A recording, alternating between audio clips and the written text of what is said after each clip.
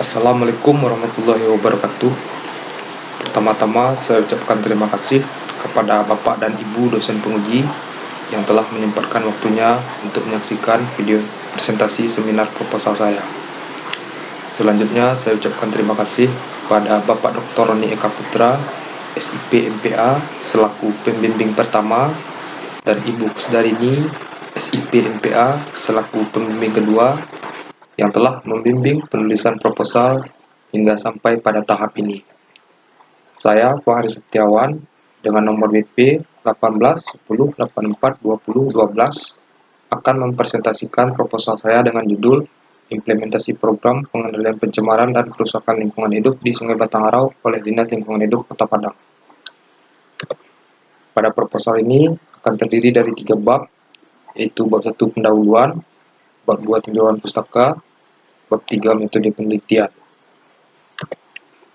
Adapun yang melatar belakangi daripada penelitian ini adalah pencemaran lingkungan merupakan isu yang krusial bagi setiap daerah di Indonesia. Hal ini dapat dilihat dalam RPJMN Indonesia 2020 sampai 2024 disebutkan bahwa permasalahan lingkungan menjadi salah satu prioritas nasional. Hal ini menandakan bahwa persoalan lingkungan merupakan permasalahan publik yang menjadi perhatian pemerintah Indonesia. Menurut Undang-Undang Nomor 32 Tahun 2009 tentang Perlindungan dan Pengelolaan Lingkungan Hidup, pencemaran lingkungan adalah masuk atau dimasukkannya makhluk hidup oleh kegiatan manusia sehingga melampaui baku mutu lingkungan hidup yang telah ditetapkan. Pencemaran lingkungan dikelompokkan menjadi 3, yaitu pencemaran air, tanah, dan udara. Menurut data Badan Pusat Statistik Indonesia tahun 2021, kasus pencemaran air di Indonesia terhitung sangat tinggi dibandingkan unsur tanah dan udara. Hal ini dapat dilihat pada grafik di bawah ini. Pada grafik dapat dilihat bahwa pencemaran air sebanyak 10.683 itu merupakan pencemaran yang paling tinggi dibanding pencemaran tanah sebanyak 1.499 dan pencemaran udara sebanyak 5.644. Hal ini menunjukkan bahwa penanganan pencemaran air di Indonesia belum optimal. Menurut Peraturan Pemerintah Republik Indonesia tahun 2021 tentang penyelenggaraan perlindungan dan pengelolaan lingkungan hidup, pencemaran air adalah masuk atau dimasukkannya makhluk hidup, zat, energi, dan komponen lain ke dalam air oleh kegiatan manusia sehingga melampaui baku mutu air yang telah ditetapkan. Menurut pernyataan Kementerian Lingkungan Hidup dan Kehutanan, mengungkapkan bahwa 59% sungai di Indonesia masih dalam kondisi tercemar berat. Selanjutnya itu adalah fenomena empiris dan teoritis. Permasalahan pencemaran air sungai juga terjadi di Provinsi Sumatera Barat, khususnya Kota Padang.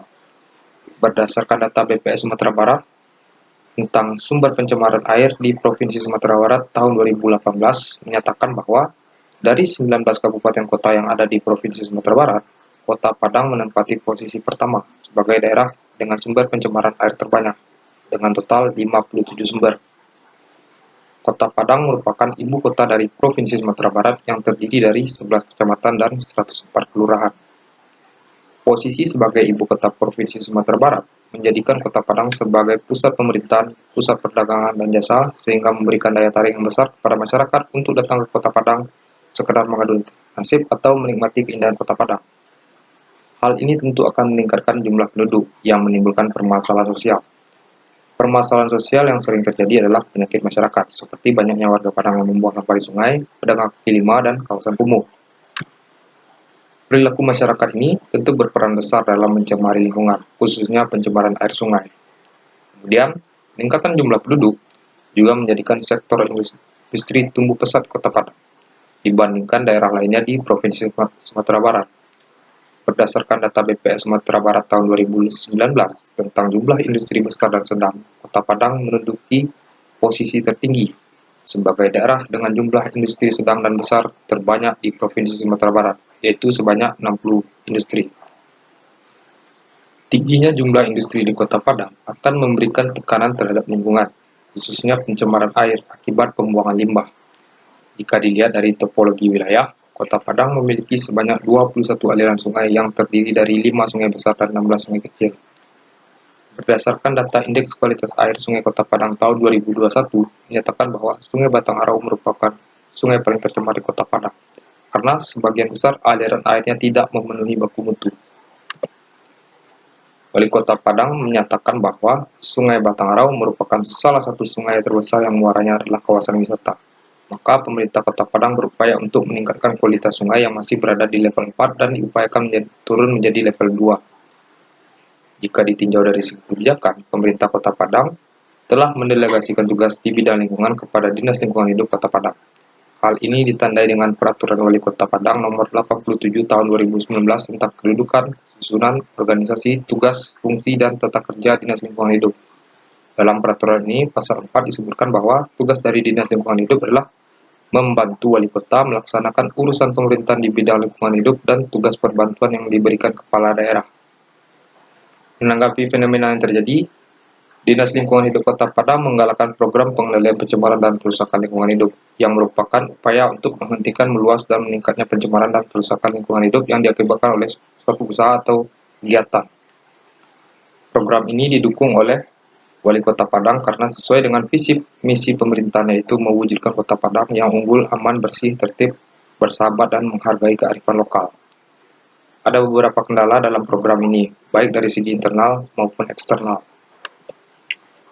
Berdasarkan pemaparan fenomena pada latar belakang, maka rumusan masalah dalam penelitian ini adalah bagaimana implementasi program pengendalian pencemaran dan perusakan lingkungan hidup di Sungai Batangrau oleh Dinas Lingkungan Hidup Kota Padang, yang mana tujuan penelitiannya adalah untuk mendeskripsikan dan menganalisis terkait implementasi program pengendalian pencemaran dan perusakan lingkungan hidup di Sungai Batangrau oleh Dinas Lingkungan Hidup Kota Padang.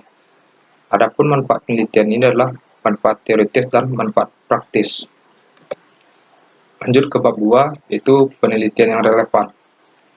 Adapun penelitian yang relevan dalam penelitian ini adalah penelitian Asra Imaros dan Nanang Al-Hidayat pada tahun 2019 dengan judul Pelaksanaan Pengelolaan Kualitas Air dan Pengendalian Pencemaran Air Sungai Batang Bungo, studi pada Dinas Lingkungan Hidup Kabupaten Bungo.